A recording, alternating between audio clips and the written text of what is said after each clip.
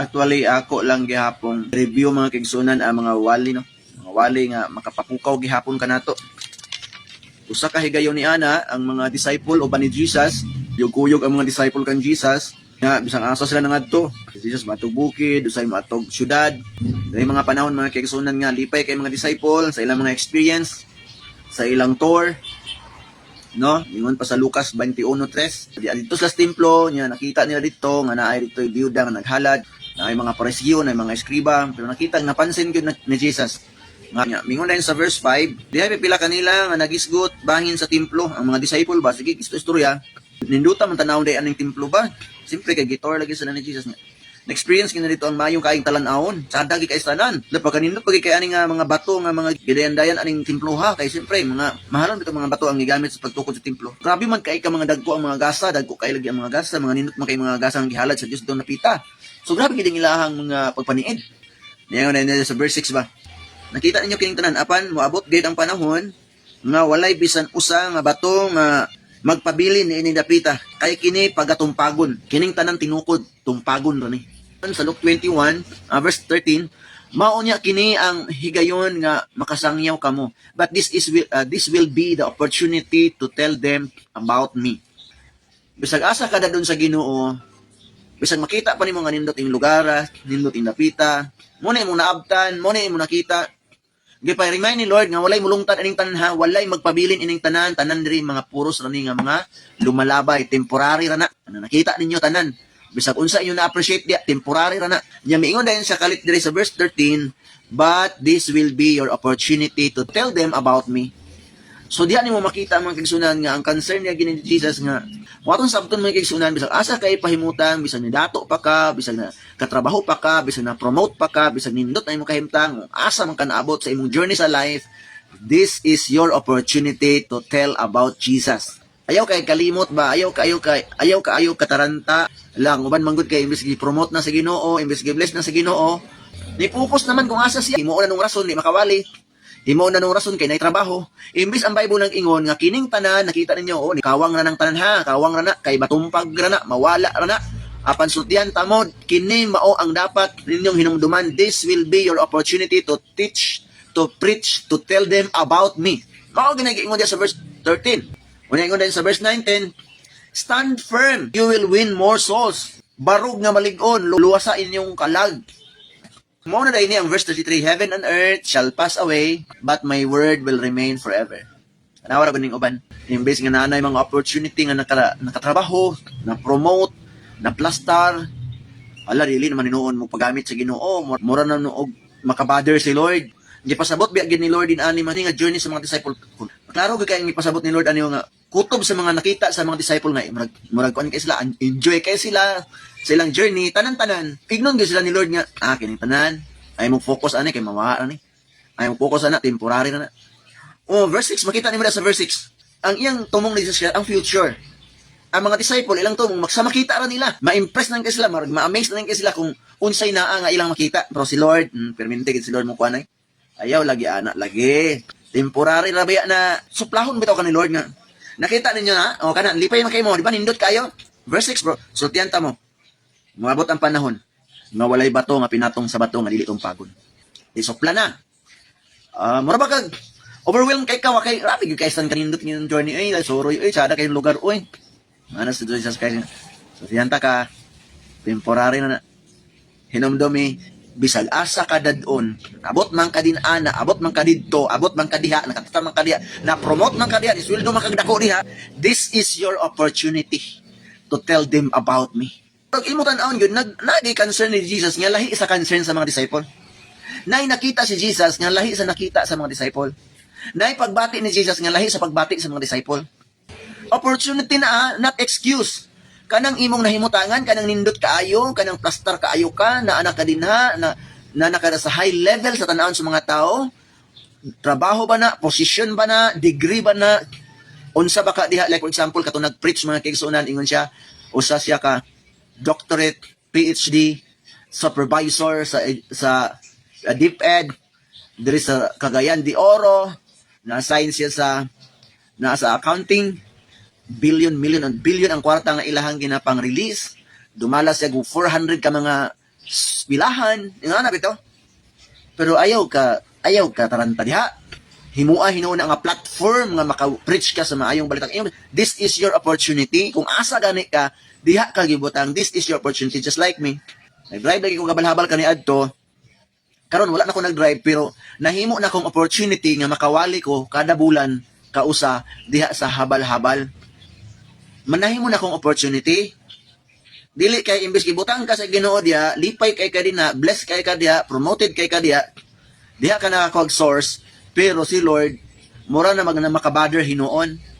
Si Lord mura naman noon si Lord og ang buluhaton ni Lord mura naman noon og kuan sa gabal sa imong journey diha. No.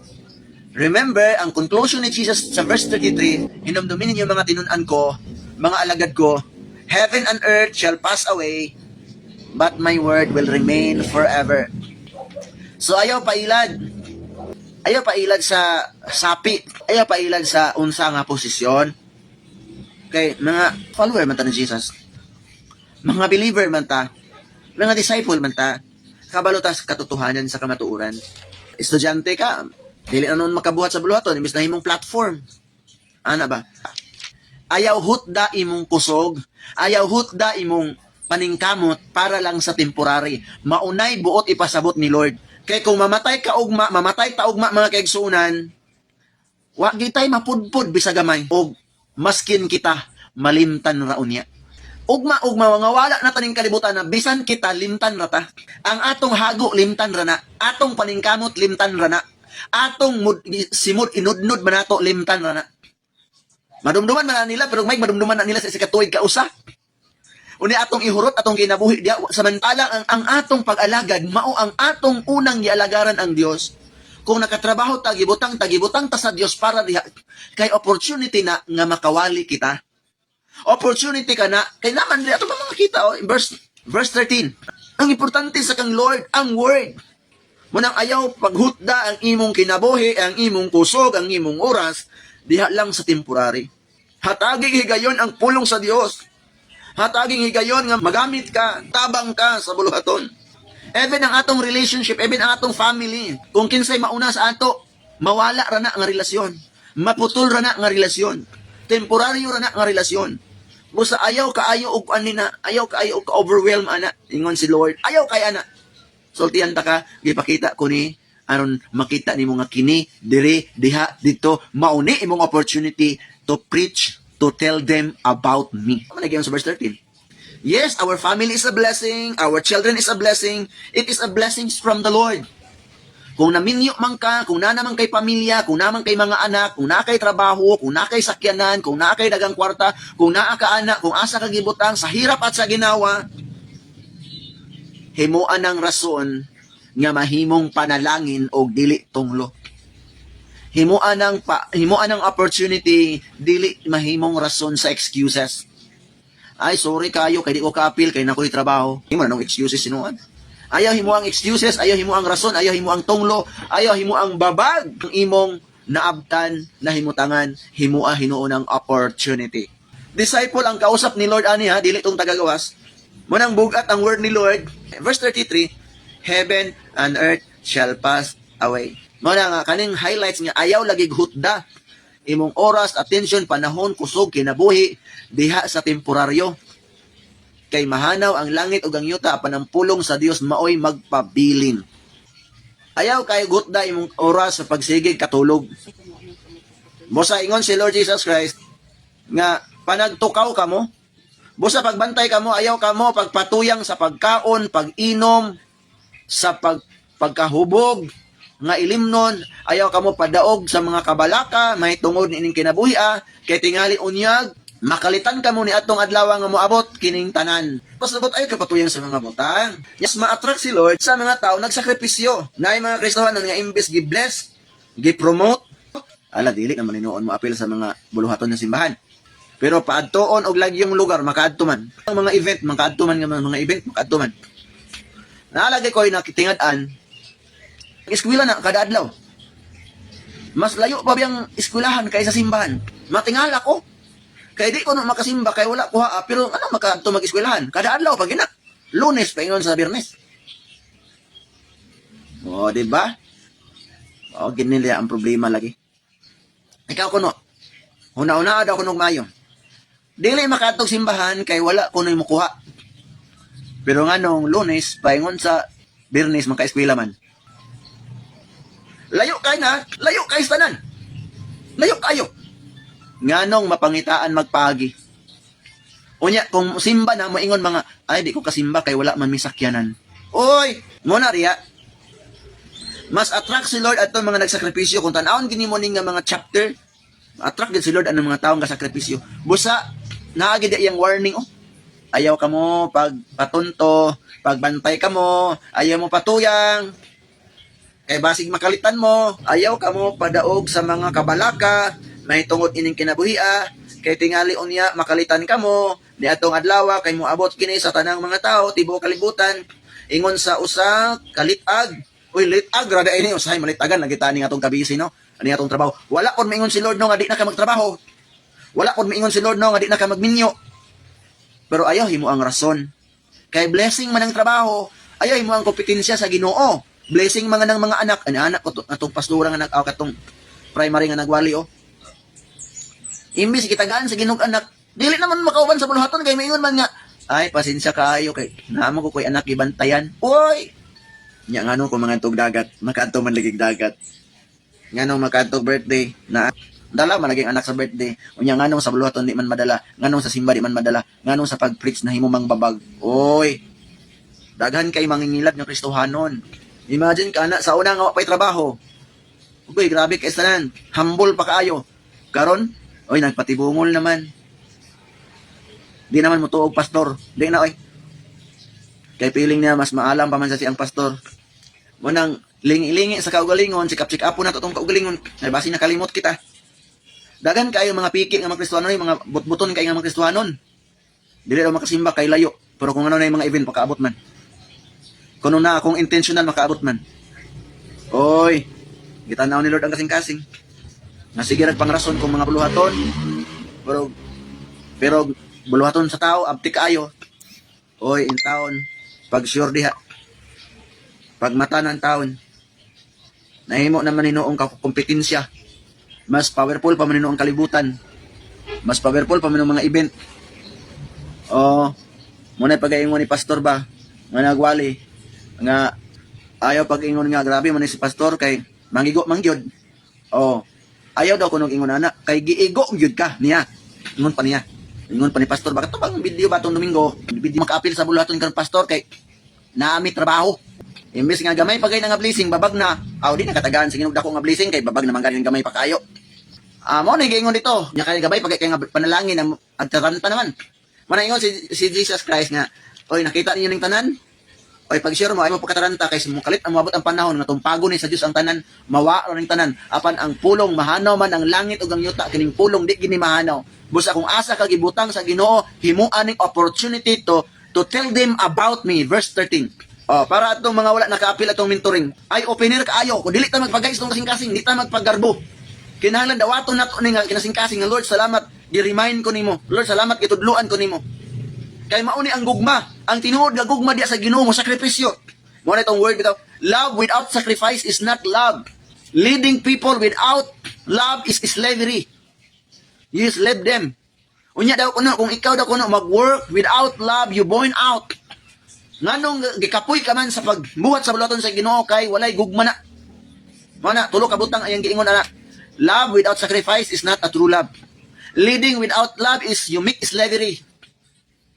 Unya, working without, nag-work ka sa buluhaton sa Ginoo, without love, ma-burn out ra daw ka. Kapuyan ra ka, kawa man kay gugma. Muna, ang gugma, mo dagi nagsakripisyo. Muna, kung ikaw tinuod nga gugma sa Ginoo, mo andam kang mo sakripisyo. Ang pagpagsiging rason o sa pagsiging excuse, dili na tinuod nga gugma, kay dili man makasakripisyo. Busa undang na, sigig pang rason. Himua nga opportunity, ang pagpangalagat o ang pag-serve, pagbuhat sa buluhaton sa Ginoo. Ingon pa rin katong usa ka nagwali nga primary, if you are comfortable, you are in a danger zone. Kung magsige ra kag sunod sa imong komportableng kinabuhi, kay mao imong sundon imong kaugalingong gusto o ang gusto sa ubang tao, mga igsuon, delikado na ka. Ingon na Indri, because I can do all things through Christ who gives me strength. Dili na daw katagaan sa Ginoo kusog kay ngano man ang purpose kay sa Ginoo tagaan kag wisdom para sa iyang buluhaton. Tagaan kag kusog para sa iyang buluhaton. Dili lang para sa imo. Kay kung para ra sa imo ang mga apostoles, gisanta lagi sa Ginoo. Ops, ayaw kay focus diha. Himuay hinuon ang opportunity nga you can tell them about me. Ana, wala mag-ingon nga dili na lang kamo trabaho. Kay naay Biblia kanunay nagsulti nga kamong mga ulipon, mo submit kamo sa inyong mga agalon. Pero labaw nga agalon mao ang Ginoo. Busa Matthew 6:33 una pagpangita ang gingharian ug ang pagkamatarong kay ang tanang butang idugab. Masubok ko ba? Masubok ko mismo ako sa akong kaugalingon. Pag ingon sa tao nga, pastor kanang naakoy lakaw mo ni mo na. Oh sige, nakay lakaw. Ana ra ko pero maminte pero akong kasing-kasing Lord kanus pa man ko kitag tao nga anda mo sakripisyo. Lord ako pastor nami lakaw karon di ko kaapil. O, sige. Pero ang gipangita ni Lord katong taong anda mo sakripisyo. Dili man maumol kay di man maminaw. Natay training, dili. Natay mentoring, dili. Natay mga buluhaton, dili. Natay meeting, dili. Ay pagdahom nga si Lord malipay nimo. No? Morning atong dugukan karon mga kaigsunan. Ngano nga ang mga katawhan, ang mga disciple, mga Kristohanon, daghan man gid tayo grason di man gid mahutdan. Number 1, ang night 5 reason nga 5 point nganong daghan man gid kay grason ang tao. Number 1, walay genuine encounter with the Lord. Mo ginay rason kay wala man naka-encounter sa Ginoo. Ang taong sigig pang rason, wala pa na encounter ni Lord oy. Kung imong tan-awon ang Biblia kutob sa naka-encounter na usab. Na-encounter ni Peter si Jesus nya during nga gapangisda si Peter di pa sa baybay yang gihinluan iyang net, preparing the net, and preparing the boat. Naabot si Jesus, encounter niya Jesus, nisunod dayon siya automatically. That is a true encounter. Si Pablo nga manglulutos, magsigig panglutos sa mga Kristohanon, na-encounter niya si Lord dito sa Damasco during sa pagsakay niya sa kabayo, dahil nakita niya ang kahayag, nadungog niya ang tingog, nahulog siya, na-encounter niya si Lord, nausab man siya automatic. Si Sakio, nga maniningil sa buwis, mangingilag, manununto, mandaraya, mandarambong, na-encounter niya si Jesus during pagsaka niya sa sakawing sikomoro. Gignan siya ni Jesus, Sakio, kanawag niya, kay mudayon ko si imong panimalay. O sa manita po, nausab automatically nausab dayon si Sakio. That is a genuine encounter. Pero nganong sige pa man kag pangrason kay wala kay encounter nga tinuod. Piki to imong encounter, piki. The genuine encounter transform you. Your life will never be the same again. Nganong sige pa man gyud kag pangrason kay wala kay tinuod nga encounter sa Ginoo. Basta ra to. Kay kung maminaw palang bitawon tagpulong sa Ginoo, hinay-hinay biya pon mabago. Ang tinuod nga naka-encounter sa Ginoo, naka-realize gina, mo sakripisyo gyud na. Unahon gyud si Lord.